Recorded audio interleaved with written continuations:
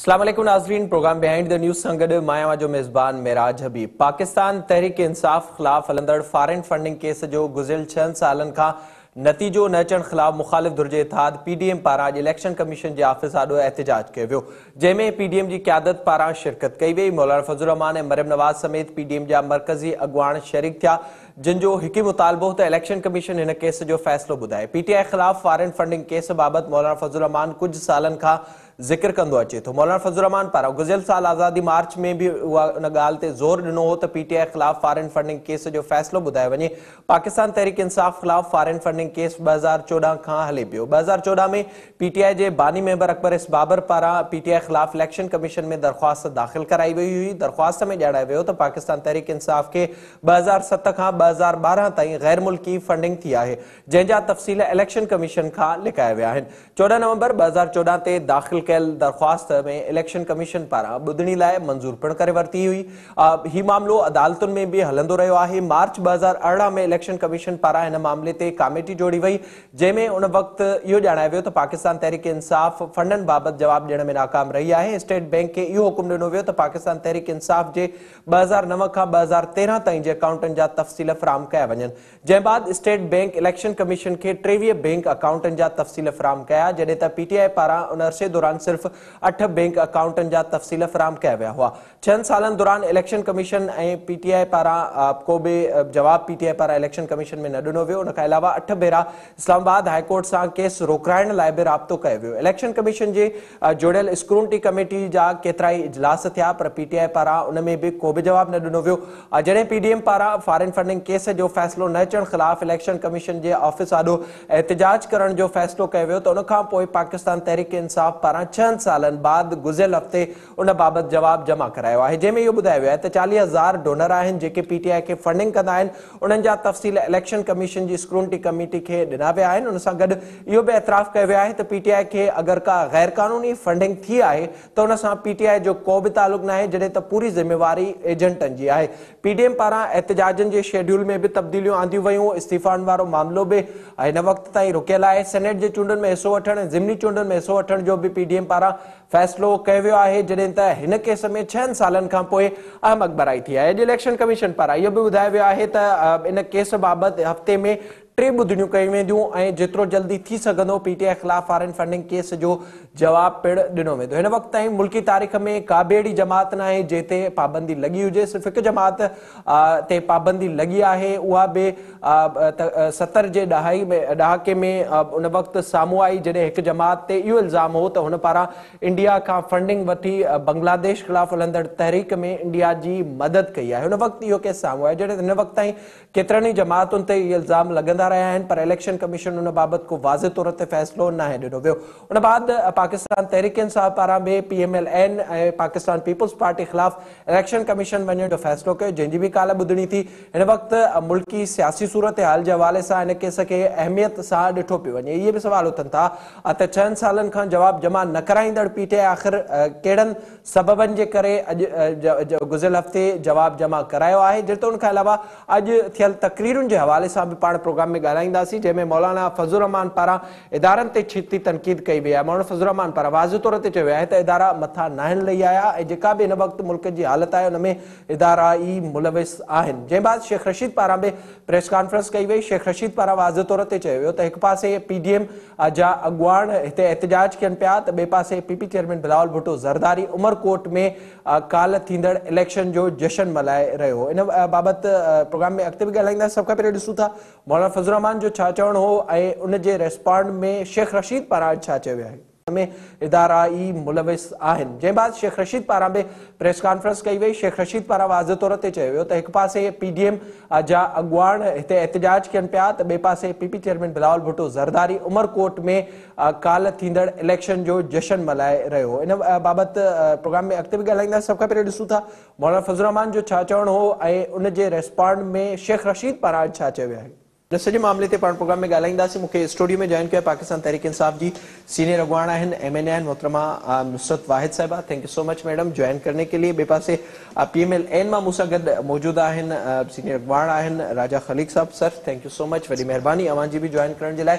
Video link ज़रिए मूंखे join किया है पाकिस्तान पीपल्स पार्टी जी सीनियर अगवान आहिनि MNA आहिनि डॉक्टर शाज़िया सुमरो साहिबा। डॉक्टर साहब अवां जी बि वॾी महिरबानी ज्वाइन करण जे लाइ। जॾहिं त कुछ देर में असांखे गुहर गांगरो बि इस्लामाबाद मां ज्वाइन कंदो, उन खां बि सूरत हाल मालूम कंदासीं। राइट साहब अवां ॿुधाइजो ज़ाहिरी तौर ते जेका हिन वक़्त ताईं जी सूरत हाल आहे ऐं ख़ासि करे जेके अहिड़े क़िस्म जूं ॻाल्हियूं थियनि पियूं इंडिया जे हवाले सां, इसराइल जे हवाले सां ऐं मज़हब जो जहिड़े तरीक़े सां सियासत में इस्तेमालु थिए पियो, छा न पिया सम्झो त इन शइ खे हथी न ॾियणु घुरिजे? जेकॾहिं अपोज़िशन इहा ॻाल्हि करे पई माज़ी में इन्हनि मां मुल्क खे नुक़सान बि थियो आहे, त इन क़िस्म जी शयुनि खे हथी न ॾियणु घुरिजे? बिल्कुलु तव्हां सही पिया चओ। अख़लाक़ी तौर ते सियासी हवाले सां जेके असांजा पॉलिटिकल एथिक्स आहिनि उन में इहे सभु शयूं न हुजणु घुरिजनि। जेके रोशन ख़्याल माण्हू आहिनि दुनिया में, पाकिस्तान में, सिंध में, उहे सम्झनि था त मज़हब खे असां सियासत जो हिसो न बणायूं ऐं इन क़िस्म जूं ॻाल्हियूं जंहिंजो को सबूत न हुजे या जंहिंजी का ख़ासि तौर ते जंहिंमां नफ़रतुनि जो वधीक फैलिजनि मुल्क जे अंदरि, उन्हनि खे न करणु घुरिजे। पर हिन वक़्तु इशू ॿियो आहे। हिन वक़्तु मसइलो इहो आहे त इहो सभु कुझु हक़ीक़त आहे ऐं थी रहियो आहे।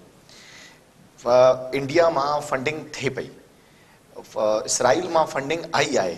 हाणे जिन लॉबीज़ फंडिंग कई आहे पाकिस्तान जी हिकिड़ी अहिड़ी जमात खे जंहिंखे कुझु साल हू फंडिंग कंदा रहिया, उनखां पोइ जंहिं तरीक़े सां इक़्तिदार में आई आहे उहा जमात, असां ॾिठो आहे त उन्हनि सॼो जेको कुझु थियो आहे उनजे बैकग्राउंड में ऐं उनखां पोइ वरी जंहिं तरीक़े सां उहा उन जमात जेका परफॉर्मेंस ॾिनी आहे, त इन सां शक शुबात वञनि था त आख़िर इंडिया ऐं इसराइल जेके पाकिस्तान जा दुश्मन लॉबीज़ आहिनि, उन्हनि जे फंडिंग सां ईंदड़ हुकूमत पाकिस्तान जे लाइ कॾहिं बि को बहितर अमल नथी करे सघे, को बहितर फ़ैसिला नथी करे सघे।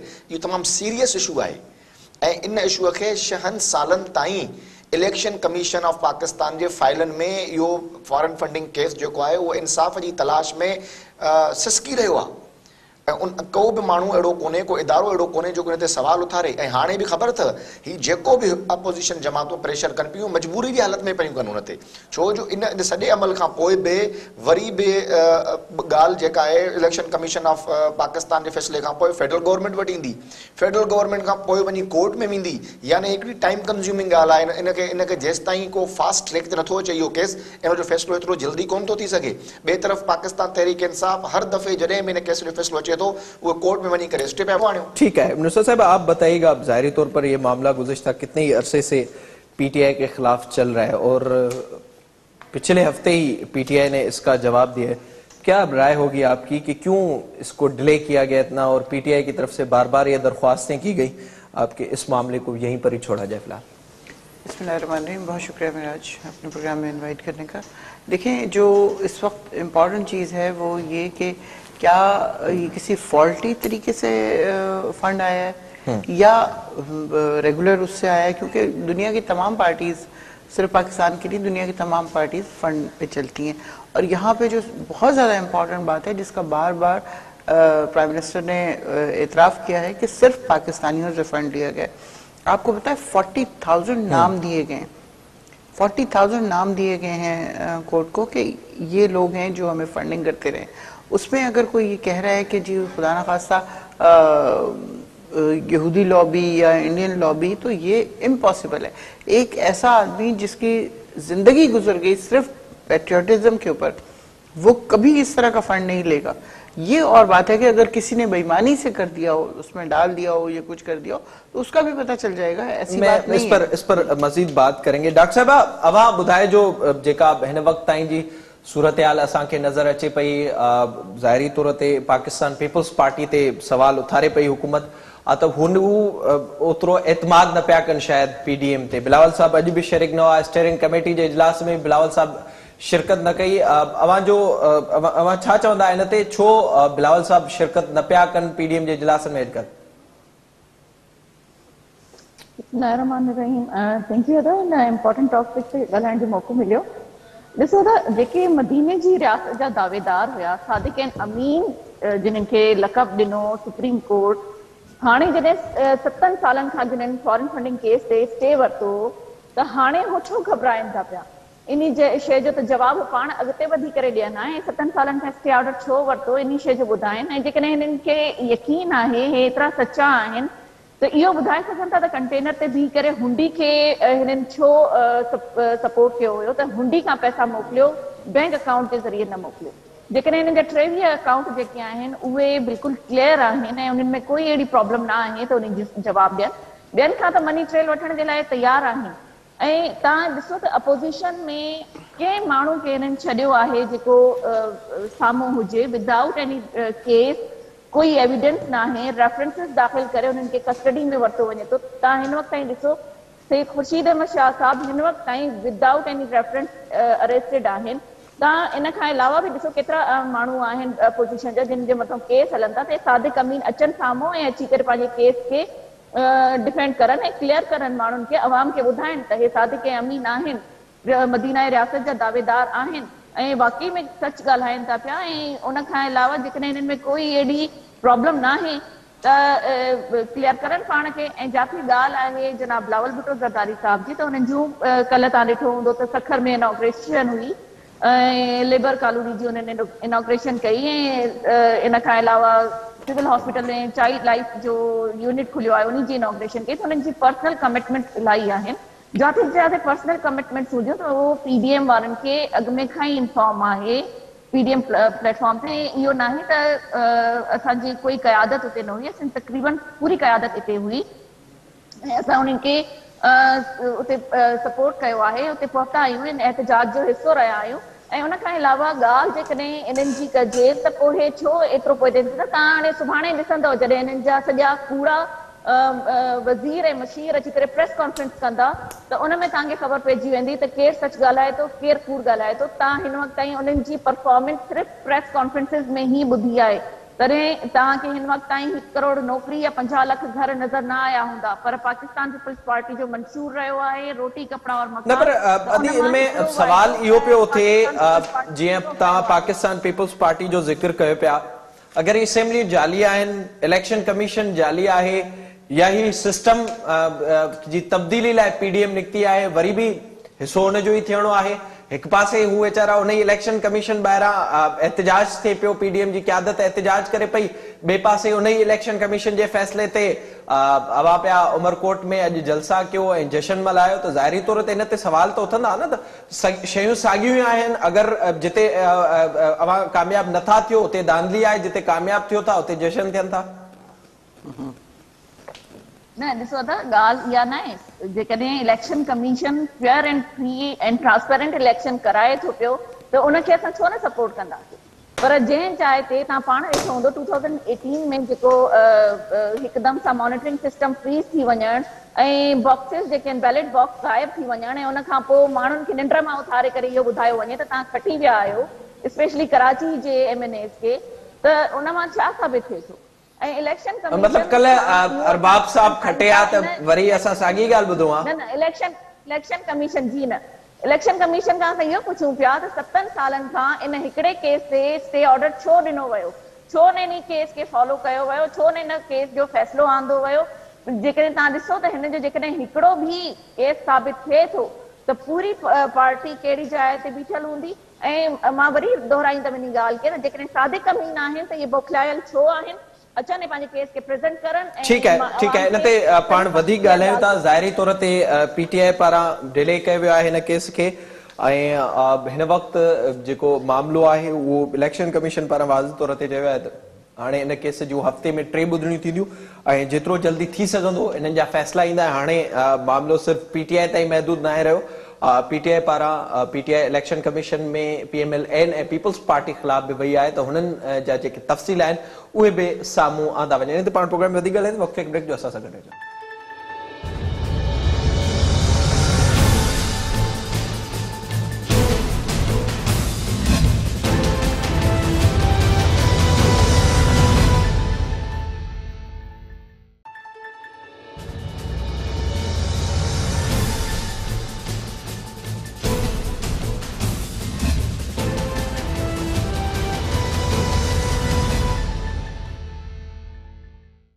प्रोग्राम में एक भेरो ॿीहर भलीकार पाण ज़िक्र कंदासीं फॉरेन फंडिंग केस जे हवाले सां। राज साहब, अवां ॿुधाए जो कानूनी तौर ते ज़ाहिर जेको हिन वक़्तु पीटीआई ते इल्ज़ाम लॻे पियो, इलेक्शन कमीशन में हिन वक़्त ताईं जेका हिकु पार्टी आहे जंहिं ते पाबंदी लॻी आहे या उनजी रुकनियत मुअत्तल थी आहे, हिन साॻिए तरीक़ेकार सां जंहिं ख़िलाफ़ पीटीआई ख़िलाफ़ हिन वक़्तु एहतिजाज करे पई पीडीएम, हिन वक़्तु पीटीआई बि सवाल उथारियो आहे त पीएमएलएन ऐं पीपल्स पार्टी बि पंहिंजे स्क्रूनिटी में उहे नाला शामिल करे जिन खां उन्हनि खे फंडिंग थिए थी। ज़ाहिर मुल्की कानून में इन शइ ते एतिरो पहिरियां फोकस न आहे रहियो, त छा सम्झो पिया त हिन जो को एॾो वॾो रिज़ल्ट निकिरंदो या उमेद आहे का पीडीएम जे जमातुनि वटि त पीटीआई ते शायदि इन ई तरीक़े सां का पाबंदी लॻे या मामिलो अॻिते वधे?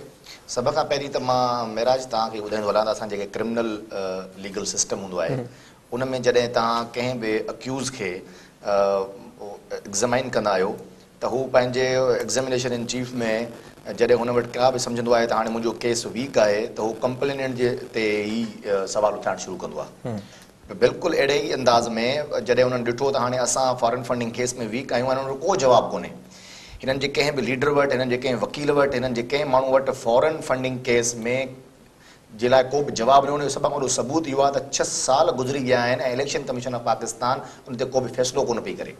ऐं अॼु जो जेको एहतिजाज हुयो इन ई करे हुयो न त 6 सालनि में तव्हां भला हिननि खे क्लियर ई करे छॾियो, मतिलबु 6 सालनि ताईं तव्हां को फ़ैसिलो ई कोन था ॾियो, उहो फ़ैसिलो पब्लिक कयो त ख़बर पए त हिन मुल्क जे अंदरि असल जेके माण्हू आहिनि उहे कल्प्रेट्स कहिड़ा आहिनि जेके ॿाहिरां पैसा वठी करे हिन मुल्क जे अंदरि जेको आहे हुनजी मईशत खे तबाह करण जे लाइ ॼाणी वाणी जेके ग़लति क़िस्म जा फ़ैसिला कंदा उन ते तव्हां पोइ चवंदा त हिननि मईशत सां छा कयो आहे। हर फील्ड जे अंदरि हिननि मईशत जो बेड़ो गर्क कयो आहे। LNG इहो ॿुधाए जो इलेक्शन ऑर्डर 2002 मूजिबि कंहिं पार्टी ते को क़दम खणी सघिजे थो, उनजी शिक नंबर 6 मूजिबि, त उन सां को पार्टी खे एॾो को नुक़सान त न थींदो अगरि ख़िलाफ़ बि अची वञे थो पीटीआई? मां अर्ज़ु करे वञा त जेका पार्टी उनजी जेका रजिस्ट्रेशन आहे उहा ई कैंसिल थी वञे, इलेक्शन कमीशन ऑफ पाकिस्तान में उहो रजिस्टर ई नथी रहे त उहा इलेक्शन कीअं थी विड़ी सघे ऐं पोइ हुनजो इलेक्शन बि कलादम आहे, उहा हुकूमत कीअं थी करे सघे? इहो सवाल ई पैदा कोन थो थिए। इहा ॻाल्हि एतिरी सवली कोन्हे जंहिं अंदाज़ में ही मुख़्तलिफ़ टीवी चैनल्स ते वेही करे सिर्फ़ु इहो चई छॾणु ठीकु आहे, छो जो इन ते घणा फ़ैसिला न आया आहिनि, इन ते घणो कमु न थियो आहे, इन करे उबहाम ज़रूरु मौजूदु आहे, पर तमामु वॾो सवाल इहो आहे त जेका party election commission of Pakistan में रजिस्टर आहे ऐं उनजी जेकॾहिं फॉरेन फंडिंग में क़िस्म जा इन क़िस्म जूं गोभियूं साम्हूं अचनि थियूं, कानूनी तौर ते शइ क्लियर न आहिनि हिन वक़्त, उनजे नतीजे में उनजी रजिस्ट्रेशन मुअत्तल थी वञे त पोइ उहा हुकूमत में बि कोन रहंदी। फाइनली मामलो पोइ बि अचणो हुकूमत ई वटि आहे मामूली। त काॾे वियो उहो इमरान ख़ान जेको चवंदो त जेकॾहिं तव्हांजे मथां को केस आहे त तव्हां पंहिंजी पहिरियों हुकूमत खां अलॻि थी करे ॿुधो, छा इमरान नवाज़ शरीफ़ जे मथां हुननि इहा तनक़ीद न पए कई त पानामा केस हले पियो, तव्हां पहिरियों प्राइम मिनिस्टरशिप छॾियो त पोइ जीअं कोर्टूं जेको आहिनि आज़ादी सां फ़ैसिलो करे सघनि। सुप्रीम कोर्ट ऑफ पाकिस्तान ते ई हुनजो शक हुयो इमरान ख़ान जो पंहिंजो त जेकॾहिं वज़ीर आज़म हूंदो त हुनजे ख़िलाफ़ शायदि फ़ैसिलो न अची सघे, त ही त इलेक्शन कमीशन ऑफ पाकिस्तान आहे, हिननि जूं त बदिलियूं हिननि जा जेके बि सिस्टम आहे उहे हुकूमत सां गॾु न थी आहिनि। इन करे मां इहो अर्ज़ु कंदुसि त हिन वक़्तु ज़रूरत इन ॻाल्हि जी आहे त फ्री फेयर ऐं ट्रांसपेरेंटली तरीक़े सां इन सॼे मामले जी इंक्वायरी थियणु घुरिजे ऐं पाकिस्तान जे अंदरि उहा मुस्लिम लीग नून हुजे, पीपल्स पार्टी हुजे या पीटीआई हुजे, कंहिं बि जमात खे इहो हक़ न हुजणु घुरिजे त हू ॿाहिरि मुल्क मां जेके पैसा वठनि था उनमें का शफाफियत न होती है, वो मुल्क के अंदर सियासत। साहब आप बताइएगा, अकबर एस बाबर साहब से जो बात हुई थी कुछ दिन पहले प्रोग्राम में, उन्होंने भी यही बात की थी कि खान साहब को मैंने इसलिए कहा कि इन चीज़ों की तहकीकात होनी चाहिए, चीज़ें सामने आनी चाहिए, क्योंकि फोकस ही पीटीआई का करप्शन पर है। अगर इल्ज़ामात लग रहे हैं या फिर ऐसे मामलात हैं जैसे राजा साहब ने जिक्र किया उस वक्त नवाज शरीफ साहब को तो यही कहा जा रहा था कि आप छोड़ दें और इस मामलात को चलने दें और इन्वेस्टिगेशन को प्रॉपर तरीके से चलने दें। तो अब 6 साल बाद भी जवाब जमा कराया है, फिर उसके बाद अब बात आ रही है दूसरी जमातों के ऊपर, इसका मतलब कुछ ना कुछ गड़बड़ तो है। शेख साहब ने भी यही बात की है कि इमरान खान पीडीएम की वजह से नहीं जाएगा, पर कुछ और मामला थे, हो सकता है वो ये वो तो खैर शुरू से कहते रहे कि खान साहब खुद भी कहते रहेंगे ये बात कि हम बाहर के उससे नहीं जाएंगे, अंदर से ही हमारे लोग हमारे खिलाफ खेल खेलेंगे, जिसकी वजह से जाहिर वो फिर एस्टेब्लिशमेंट की तरफ ही इशारा होगा। एस्टेब्लिशमेंट नहीं, अपनी पार्टी की तरफ इशारा है, एस्टेब्लिशमेंट का क्या ताल्लुक है इस बात से। दूसरा ये कि क्या एस बाबर साहब हैं जिन्होंने मुकदमा किया था, तो वो देखिए फंड जो है वो अमेरिका में ऐसा होता है कि एक लीगल तरीका होता है फंडिंग का, LLC, और हाँ वो LLC जिसके तहत मुख्तलिफ लोग उसमें फंड जमा करते हैं और फिर उसमें जाता है। लेकिन पाकिस्तान इलेक्शन कमीशन के हिसाब से फॉरेन फंडिंग की कोई इजाज़त नहीं है। तो इसमें अगर जो मरियम साहिबा फरमा रही हैं कि एक यहूदी और एक इंडियन, तो वो क्यों दुआ नहीं मांगेंगे जीतने की मोदी की, इसीलिए उन्होंने दुआ मांगी थी क्योंकि उनसे फंड लिए हुए उन्होंने। तो ये इस तरह की खामखा के इल्ज़ामात हैं। प्राइम मिनिस्टर इमरान खान कभी किसी हाल में नहीं चाहेंगे कि उनकी पार्टी में ये सब कुछ होता। आप ये देखें कि जो लोग हमारे उसमें आते भी थे डिनर्स में, यहाँ पाकिस्तान की बात कर रही हूँ, फॉरेनर्स आते थे, वो अटेंड करते थे टिकट वगैरह लेके जो भी, लेकिन वो फंडिंग उनसे कभी नहीं की जाती थी। तो वो अमेरिका में या कहीं और जाके बुनियादी तौर पर सवाल ये है कि फिर डिले क्यों किया गया या फिर अदालतों से क्यों दरख्वास्त की गई कि इसको डिले किया? कई दफा आपके पास मतलब वो जमा कर रहे थे 40,000 लोगों का स्क्रूटनी में, फिर अचानक से पीडीएम ने जब एहतजाज का ऐलान किया उसके पिछले हफ्ते ही वो जमा हो गया और जवाब दे दिया। इसलिए कि वो उस तमाम अरसे में उन्होंने इकट्ठा किया होगा। ये आसान काम नहीं है। अगर 40,000 लोगों का उन्होंने नाम दिया है इसमें, तो ये मेरे ख्याल में तो ये 4,000 क्या 400 भी लाके दिखा दें तो बहुत बड़ी ठीक है। इस वक्त ये पीटीआई बात कर रही है ज़ाहिरी तौर पर कि ये ला कर देगा। डॉक्टर साहब अवां ॿुधाए जो जेका हिन वक्त हिक पासे इल्ज़ाम लगन पिया हुकूमत ते, त ॿिए पासे साॻियो ई मामलो अपोजिशन जे जमातुनि ख़िलाफ़ भी इलेक्शन कमीशन में वयल आहे। इन ई तरीक़ेकार जी जेका फंडिंग थी आहे उन बाबत भी ज़िक्र थिए पियो। अवां ॿुधाइजो त छो एतिरो पीडीएम कॉन्फिडेंट आहे इन केस में? सॼो फोकस इन वक्त पीडीएम जो इन तरफ़ ई लॻे पियो, इलेक्शन कमीशन ते ज़ोर विधो वञे पियो त इन जो फ़ैसिलो ॿुधाए वञे। सब खां पहिरियों ॻाल्हि आहे फॉरेन फंडिंग जी। त फॉरेन फंडिंग ॾिसो, असांजी जेकॾहिं पीडीएम जी डिमांड आहे त इन फंडिंग केस खे साम्हूं आंदो वञे, ॾिठो वञे त कहिड़ा कहिड़ा मुल्क जेके आहिनि इन्हनि खे फंडिंग थी आहे।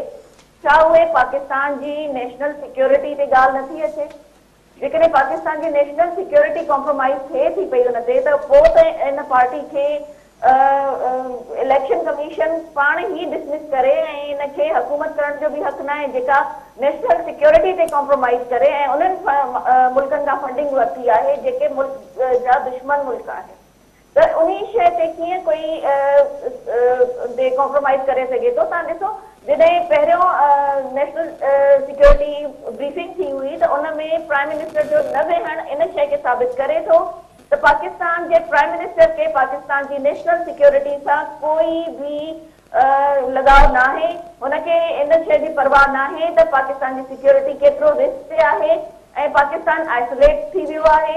पाकिस्तान जी जेका फॉरेन पॉलिसी आहे उहा कहिड़े हद ताईं आहे, पाकिस्तान जा जेके दोस्त ममालिक हुया छो हिक हिक थी करे पाकिस्तान खे छॾींदा वञनि था, इन शयुनि जी इन प्राइम मिनिस्टर खे कोई परवाह न आहे। जेकॾहिं इन प्राइम मिनिस्टर खे पाकिस्तान जी परवाह हुजे हा, पाकिस्तान जी अवाम जी तकलीफ़ुनि जी परवाह हुजे हा, त पाण अॻिते वधे हा ऐं पाण इन शइ खे मञी वठे हा त हा वाकई असां दावा कंदा हुयासीं, ॿियनि खे करप्शन जे लाइ चवंदा हुयासीं, करप्ट चवंदा हुयासीं, पर असल में असां पाण करप्ट आहियूं। असां पाण जेके आहिनि फॉरेन फंडिंग मुल्क दुश्मन जेके मुल्क हुया उन्हनि खां असां फंडिंग वरिती आहे ऐं असां पाण ई इन शइ खां हथु खणूं था पिया। इहे पाण अॻिते अची करे ॿुधाइनि, पर हिननि में उहा मुंहिंजे ख्याल में हिमत न आहे। हे उहो प्राइम मिनिस्टर आहे जेको जेकॾहिं अपोजिशन जी थोरी बि आवाज़ ॿुधंदो आहे त असेंबली हॉल में न ईंदो आहे ऐं जेको हलंदड़ जेको सेशन हूंदो आहे उन खे छॾे करे हली वेंदो आहे। हे उहो डिगियल प्राइम मिनिस्टर आहे। हे ॿियनि जी छा साम्हूं थी सघे थो पियो? जेकॾहिं हिन हिमत आहे त अचे असेंबली में अची करे उन शइ खे क्लियर कट ॿुधाए ऐं उन शइ खे ब्रीफ करे अवाम जे साम्हूं, अपोजिशन जे साम्हूं, सभिनी जे साम्हूं उन शइ खे क्लियर करे त इहे 23 अकाउंट कहिड़ा हुया ऐं काथों काथों फंडिंग थी आहे। एजेंट्स जेकॾहिं तव्हांखे ॾियनि था पिया फंडिंग त तव्हांखे उन जो रिकॉर्ड हुजणु घुरिजे। तव्हां मनी ट्रेल साम्हूं आणियो, तव्हां बिल्कुलु क्लियर हूंदो वाकई में तव्हां सादे कमीन आहियो जेकॾहिं तव्हां इहे शयूं पूरियूं कयो था त। ठीक है। डॉक्टर साहब अवां ॿुधाए जो अॼु जो जेके तकरीरूं थियूं, शेख रशीद साहब पंहिंजी प्रेस कॉन्फ्रेंस में मोहर साहब ऐं मरियम साहिबा जो ख़ासि करे ज़िक्र कियो ऐं सुंदियार वली जी पार्टी जे हवाले सां बि उन्हनि पारां चयो त अॼु जेके तकरीरूं थियूं आहिनि उन में इस्टेब्लिशमेंट ते घणो फोकस रहियो। हिकु भेरो ॿीहर अॼु लॻो पए त जीअं शुरूआती तौर ते खणी पोइ PMLN हुजे या मोहर साहब हुजे, इदारनि जी बार बार ॻाल्हि थिए पई। छा मां सम्झो पिया त वाकई जेके कोशिशूं जहिड़े तरीक़े सां पीडीएम अॻिते वञे पई उन सां इदारा पंहिंजो हथु पोइते कढंदा, एस्टेब्लिशमेंट जी जेका मुदाख़लत आहे सियासत में उहा ख़तम थींदी ऐं उन तरीक़ेकार सां दुरुस्त पई वञे पीडीएम? मेराज कढणो पवंदो हुननि खे हथु।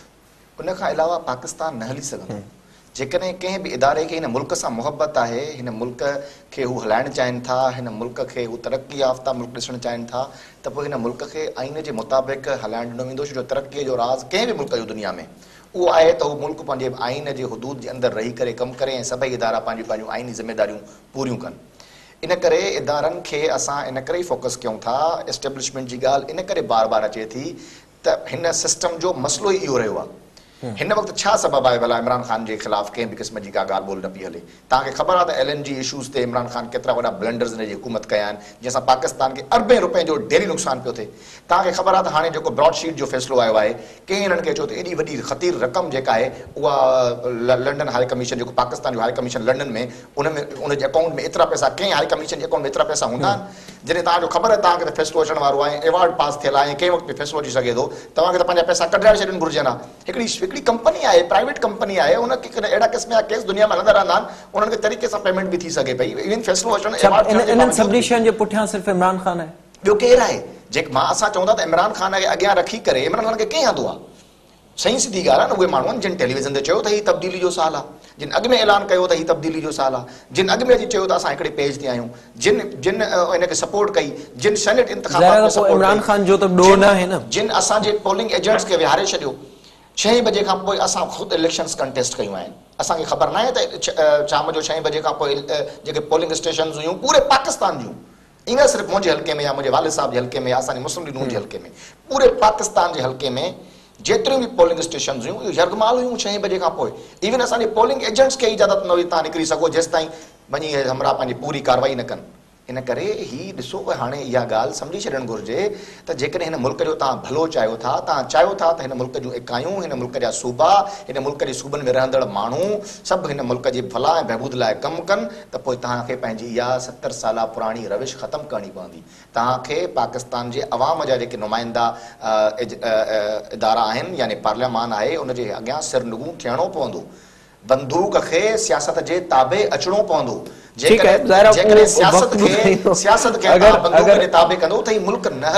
अगर वरी किथां स्पेस ठहियो ॾिसजे त हाणे कहिड़ी जमात आहे जेका मुंहुं ॾेई ईअं ई अॻिते वधे थी? हाणे न थिए, भले न थिए, हिन मुल्क जे माण्हुनि जे नसीब में न आहे त न थिए, पर मां जी ॻाल्हि यादि रखिजो, अॼु खां 50 साल पोइ, 100 साल पोइ तारीख़ में ही मुल्क उन ई ॾींहुं तरक़ी कंदो जंहिं ॾींहुं हिन मुल्क जा सभु इदारा आइन जे तहत हलंदा। ज़ाहिरा उन में इहो बि ॾिसणो पवंदो त इहे जमातूं केतिरो इन पॉइंट ऑफ व्यू ते, इन नैरेटिव ते बीहनि थियूं। जे हिन वक़्तु PTI ते इल्ज़ाम लॻे थो त माज़ी में साॻियूं ई ग़लतियूं इन्हनि जमातुनि बि कयूं आहिनि, इहो बि तस्लीम करण जी ज़रूरत आहे। डूबते डूबते कश्ती को उछाला दे दूं, मैं नहीं कोई और तो साहिल पे पहुंच जाएगा। चलो ठीक है, ज़रा वो वक्त आप बताइएगा इस वक्त जो जिन चीजों का एहसास PDM को हो रहा है और मुस्लिम लीग नून की तरफ से जो राजा साहब बातें कर रहे हैं, आपके कोशिशें हो रही हैं, जो मुदाखलत है और जो सारी चीजें, उन चीजों का उनको एहसास हो चुका है। खान साहब भी माजी में यही बातें करते रहे हैं जो इस वक्त राजा साहब कर रहे हैं, तकरीबन इससे मिलती जुलती इदारों की मुदाखलत के हवाले से या मुख्तलिफ चीजें। तो अब उन सब चीजों का एहसास खान साहब को नहीं हो रहा है या फिर हुकूमत का मजा है इसलिए बर्दाश्त किया जा रहा है जैसे माजी की हुकूमतों ने किया? ऐसी कोई बात नहीं है कि खान साहब को इस चीज का एहसास नहीं है। खान साहब अच्छी तरह जानते हैं कि कौन से इदारे मुदाखलत कर रहे हैं, कौन से नहीं कर रहे हैं। जो सबसे इम्पोर्टेंट चीज़ है वो यहाँ पे ये है कि तमाम इदारों को आज़ाद छोड़ा हुआ है। यहाँ पे जजेस को फ़ोन करके नहीं कहा जाता या जजेस फ़ोन करके नैब के उसको नहीं कह रहे होते कि इतने दिन की सज़ा दो, बेनज़ीर को इधर डाल दो, इतने दिन के लिए डाल दो। ये अब इस तरह की कोई चीज़ नहीं हो रही। तमाम इदारे आज़ाद हैं, चाहे वो FIA हो, चाहे वो नैब है, चाहे वो कोर्ट्स हैं या कोई और चीज़ है, सबके सब आज़ाद हैं, सब अपनी उससे काम कर रहे हैं। अगर इस तरह की चीज़ नहीं होती तो कभी कभार जज्बात में आकर कुछ फैसले हो जाते हैं। कौन से फैसले? वो हम टीवी पर खुलकर बात उस पर नहीं कर सकते ज़ाहिरी तौर पर। डॉक्टर साहब अवा ॿुधाए जो जेका हिन वक़्तु सूरत हाल आहे, जे राजा साहब खां मां पुछो पए, माज़ी में हिन वक़्तु जेके इल्ज़ाम हिन जमात ते या PTI ते लॻनि पिया, जंहिंजे ख़िलाफ़ PDM जी तहरीक हले पई, उन्हनि सभिनी शयुनि जो हिसो माज़ी जूं जमातूं, इहे साॻियूं जमातूं रहियूं आहिनि। छा उन्हनि सभिनी शयुनि जो एहसास थियो आहे त माज़ी में बि जेका मुदाखलत थी आहे या जेको तरीक़ेकार रहियो आहे, अगरि 70 सालनि खां चूंडूं सही न आहिनि थियूं त पहिरियां तव्हांजो ई जमातूं उनजो हिसो इन प्रोसेस जो रही चुकियूं आहिनि, उन मां सिखियो आहे हिन जमातुनि? जेके ॻाल्हियूं आहिनि या जेके ग़लतियूं आहिनि उन्हनि खे असां दोहराइण नथा चाहियूं, पर जेकॾहिं हे चवनि था त असां 22 सालनि खां इन जदोजहद में हुआसीं, इन जे लाइ कोशिश कईसीं, अचण जे लाइ कोशिश कईसीं, असां इलाही कुर्बानियूं ॾिनियूं आहिनि। त मुंहिंजा भाउ इहो ॿुधाए छॾनि त जेकॾहिं असां उन्हनि ग़लतियुनि खे दोहराइण खां मना था कयूं पिया त हे उन्हनि ग़लतियुनि जे लाइ ज़ाहिर आहे हुकूमत में हूंदे कंहिंखे बि ग़लतियुनि जो एहसास न थींदो आहे। इहो अनफॉर्चुनेटली मुल्क में रहियो आहे। कयो त असां 22 साल मेहनत कई आहे ऐं उन खां अलावा अभी फॉरेन फंडिंग में तो इन लोगों के जो हिसाब निकलेंगे ना तो पता चलेगा। अभी तो सिर्फ पीटीआई के ऊपर खुशियां मना रहे हैं। ठीक है जी मोहतरमा, मैं बात पूरी कर लूं तो जी जी प्लीज प्लीज।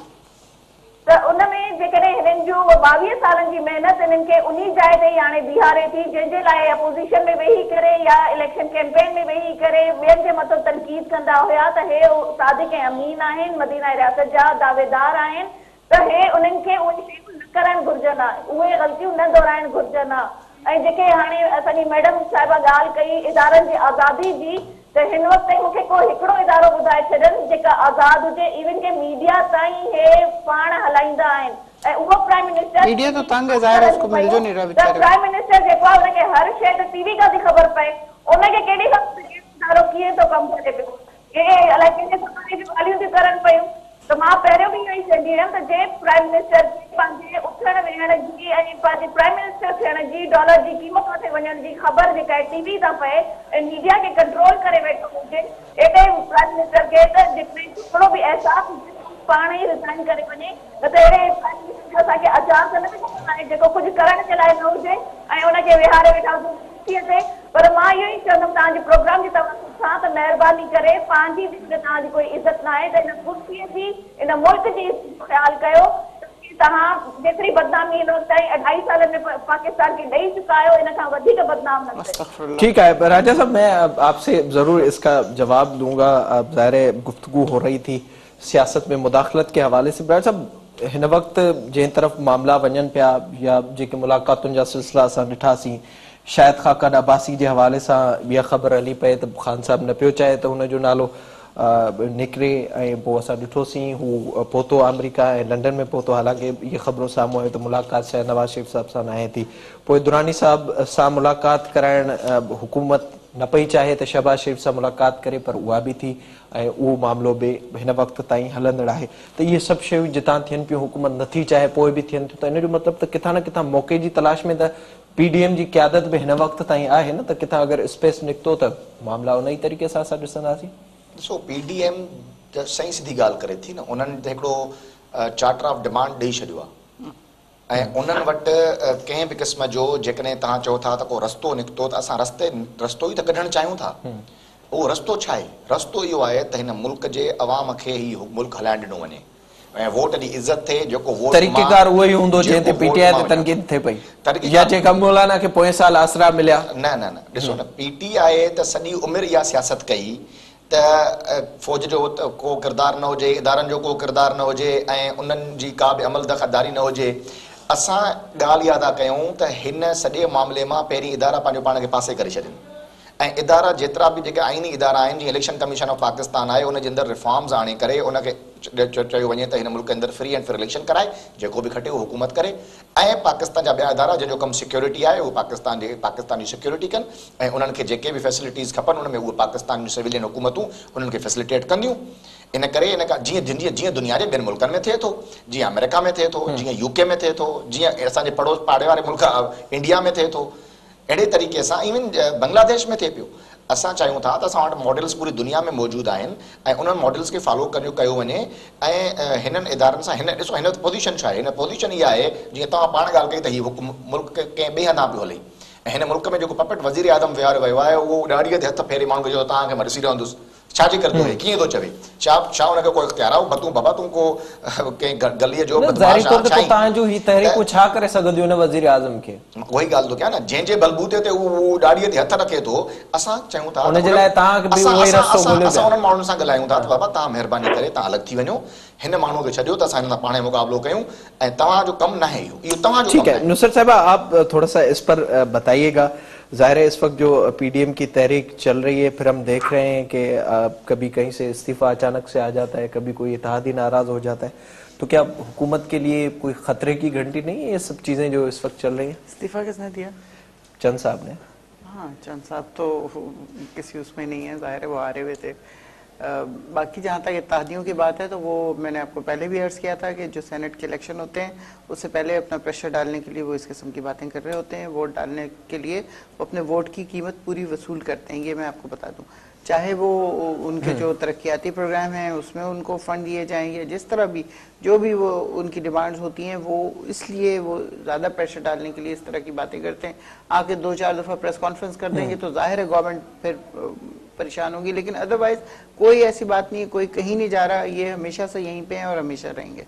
ठीक है। अब ॿुधाए जो डॉक्टर साहब, आख़िर में ज़ाहिरा एक पासे जेके असां मामला ॾिसूं पिया, सेनेट जी चूंडुनि में भी हिस्सो वठिणो आहे, ज़िमनी चूंडुनि में भी हिस्सो वठिणो आहे, सिंध में ॿियनि 3 तकनि ते भी फेब्रुवरी में चूंडूं थियणियूं आहिनि, उते भी असां ॾिसूं पिया पीडीएम जो एक पासे इताद ठहे पियो ऐं ॿिए पासे पीटीआई ऐं एमक्यूएम मिलनि पियूं, जेके ईंदड़ ॾींहंनि में चूंडूं थियनि पियूं। त इन प्रोसेस तहत त न पियो लॻे त के इस्तीफ़ा बि ईंदा या उन तरफ़ मामिलो बि वेंदो।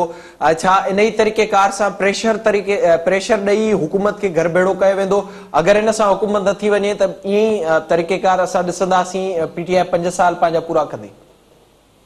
ॾिसो त इलेक्शन जी जेका पार्टिसिपेशन जे लाइ असां अॻु में बि इहा ॻाल्हि कई थिए त असां चाहे सेनेट इलेक्शन हुजे या बाय इलेक्शन हुजे, असां हिन सिलेक्टेड माण्हुनि खे जेको आहे खुलियो मैदान न ॾींदासीं।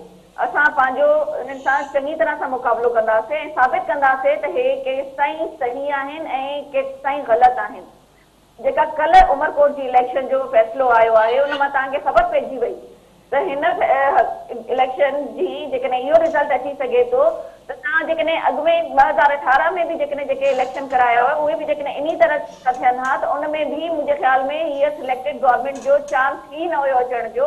ऐं जिथे ॻाल्हि रही इस्तीफ़नि जी त उहो असांजी क़यादत वटि आहिनि ऐं पीडीएम जी क़यादत जॾहिं फ़ैसिलो कंदी उहे असांजा इस्तीफ़ा जमा कराया वेंदा। उन में कोई ॿी राय न आहे ऐं इंशाल्लाह जेका हिन गवर्नमेंट खे तव्हां घर मोकिलण जी ॻाल्हि कई आहे, इंशाल्लाह गवर्नमेंट राज साहब क्विकली तव्हां ॿुधाए जो इस्तीफ़ाउनि वारो मामिलो हिन वक़्त ताईं नज़र न पियो अचे ऐं ज़ाहिर 31 जनवरी ताईं अल्टीमेटम ॾिनल आहे हुकूमत खे, एहतिजाजनि जो नओं शेड्यूल बि जारी थियो आहे, सेनेट चूंडुनि में बि हिसो वठिणो आहे, त कहिड़ो ऑप्शन कानूनी ऐं जमहूरी तौर पीडीएम इस्तेमालु कंदी हुकूमत खे? असां एहतिजाज जो ऑप्शन इस्तेमालु कंदासीं। उहो एहतिजाज हर तरीक़े जो थी सघे थो, उहे धरना थी सघनि था, उहे एहतिजाज थी सघनि था, रैलियूं थी सघनि थियूं, इवन इस्तीफ़ाऊं थी सघनि थियूं, पर इस्तीफ़ाउनि जो ऑप्शन असां हमेशह चयो आहे असां वटि आहे ज़रूर, असां आख़िर में इस्तेमालु कंदासीं। ठीक है, बड़ी मेहरबानी अवान जी, thank you so much doctor sahab program में वक्त देने के लिए। नुसरत साहब आपका भी बहुत शुक्रिया प्रोग्राम में वक्त देने के लिए। डॉक्टर साहब अवान जी भी वड़ी मेहरबानी ज्वाइन करण जे लाइ। ज़ाहिरी तौर ते हिन वक्त पीडीएम जी तहरीक हलंदड़ आहे ऐं पूरो फोकस पीटीआई खिलाफ फॉरेन फंडिंग केस है, जैमें 6 सालन का जवाब जमा न करायो वियो हो। गुज़िरियल हफ़्ते उन जो जवाब ॾिनो वियो आहे। उन बाबत भी केतिरा सवाल उथनि पिया। एतराफ़ पिण पीटीआई पारां कयो वियो आहे, जिते पीटीआई हिन वक्त पीएमएलएन ऐं पाकिस्तान पीपल्स पार्टी खिलाफ भी इलेक्शन कमीशन में वियल आहे। साॻी तरीक़ेकार सां ॾिसणो आहे त इन जो फ़ैसिलो कॾहिं अचे थो ऐं छा इन सां को पीटीआई खे फ़र्क़ु पए थो या मामला ईअं ई हलनि था। इन प्रोग्राम जो वक़्तु ॿुधाइण थो पंहिंजे मेज़बान मेराज हबीब खे ॾींदा इजाज़त। अल्लाह ने